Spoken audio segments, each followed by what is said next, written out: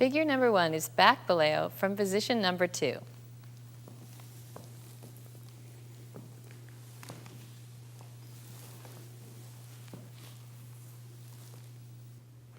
Leader's footwork. Let's show you from the back.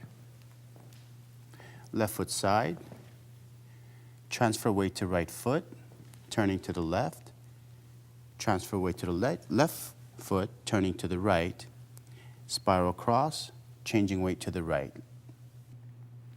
And now we'll show you the follower's footwork. Right foot to the side, left foot back in the boleo position on the floor. On the return, that foot is going to come up in the air and collect to the right foot, following through into a spiral cross into the 5th position. Let's show you the leader's technique for the boleo. Side step, rotation to the left, rotation to the right. My weight's on my left, and I'm creating an open step or open position for the follower where she can step forward and spiral cross. Let's do that again. Side, I'm keeping her weight on her right foot with a little bit of up energy so she knows she's not going to be walking anywhere yet. Turn to the left, opening or inviting a boleo from her leg, changing direction, and into the cross. Even though showing the high boleo now, this boleo could be kept on the floor. I'll show you that example now. As George does the same thing, I keep the boleo on the floor and a little more conservative boleo and maybe safer for the social environment. Now, that decision is entirely up to me, ultimately, but there's other things that play into that, and that would be the musicality and also the energy of the leader. So if George gives me a lot of energy behind that boleo, it probably will be inclined to go in the air. Or if it's a nice slow music and George is doing it very nice and relaxed, probably keep it on the floor. Again, ultimately, it's the follower's last call, since we want to be mostly concerned about safety and not kicking anyone else on the social dance floor. I'd like to take a very close look at the technique for the follower. I'm going to ask George to be my bar here, we might say. George is the bar. And first of all, we want to take a look at some of the details and articulation of the follower's footwork here for the boleo. The first thing that's happening is the leader is actually leading just a rotation, a pivot. So we want to find out, can we pivot in the proper way for Argentine tango? By trying to pivot from the waist down, I try to keep my upper body with the leader and actually just pivot as much as possible from the waist down. This is the movement that we're following, either on the right foot, as I'm doing now, or on the left foot, forward and back. I like to call it washing machine technique because it is a nice even rhythm, and in fact it does have a rhythm. So even when you're practicing, try not to sort of just go through the movement like, okay, forward and back. Try to give yourself some music or at least a beat and get that rhythm in your body. Back and forward, back and forward. And you know how the washing machine, old-fashioned kind, they have a little soft action that takes place in the changing of the direction of the spin. It kind of goes one way and softly goes to the other. So we want to make sure that we're not pivoting like this, like jerky kind of motion, but rather soft changing to the other direction on either side with the left foot or the right foot. Would you say that's clean technique? Very clean technique. We want to make sure that our feet are in this position during the pivot. The toes are slightly open. The free foot is slightly beveled towards the left foot. In other words, bent over at the ankle. And the heels are together, and the leg lines are together all the way up through the knee, so that one knee is not popped forward of the other one.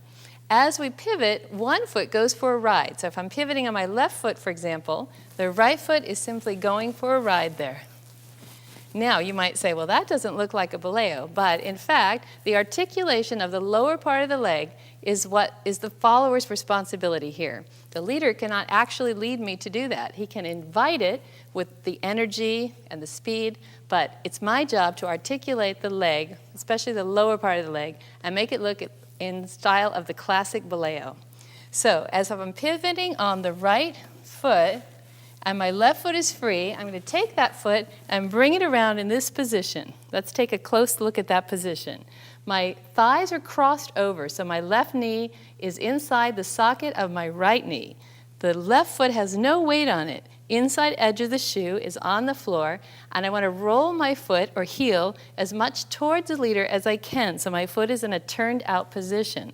Now, it would be perfectly okay to be more or less straight up and down, but never this way. We want to try to roll it towards the leader. Now, if you're having trouble getting that far around, it may be because you just haven't pivoted enough. So think about the standing foot a little bit more. Go back to what we were saying before about the pivot and washing machine technique. Bring the foot all the way around like this. Take a look at the standing foot. Now my right foot, if I don't pivot far enough, it's hard for me to get into this position. So I pivot just a little bit more, then it becomes very easy. Now let's take a look at how we collect. Once we've executed the classic boleo technique, and we've pivoted around here into that position we just talked about, we need to collect the feet, which is what we always do after every step in Argentine tango. So this is no different. The leader pivots us on the right foot, and we collect the left foot to the right foot, finding our pivot position, just as we talked about before, with the toes open, the left foot slightly beveled, and we're back in the correct position. This is for boleo back on the floor. Now, if we want to put that boleo in the air, we simply lift it up in the return portion, keeping my left knee in the socket of the right knee, foot turned out, foot pointed, and collect it as I come around. This would be our boleo in the air. Now, the same thing applies for the boleo forward. Very often, it follows the boleo back. Forward, we can bring it right down here in front. It's a lot easier than the boleo back. If we want to put that one in the air, we can come around and go right up into this position. Be sure that the standing leg is turned out. This is not so attractive if we don't pivot far enough and we end up in this position. As you can see, much better here. So we want to create a forward boleo that looks very nice by completing the rotation forward on the standing leg. So the boleo forward can be independent of the back boleo and must be executed with the lead, not to be confused with an embellishment, which very often is used, for example, from a forward cross step. A little flick right here is really an embellishment, as we've mentioned before, and we'll probably be mentioning again, because it's a common confusion between the actual boleo and embellishment for the follower.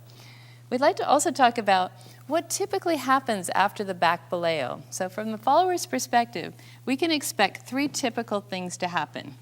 1, after the back boleo, we might receive a lead for a forward cross step. This is very typical. A second option would be another forward boleo, or I should say another boleo, but in this case forward. We unwind and come back to the feet together. And the third one is the one we've been demonstrating in this video so far, back boleo into the spiral cross. And now with music.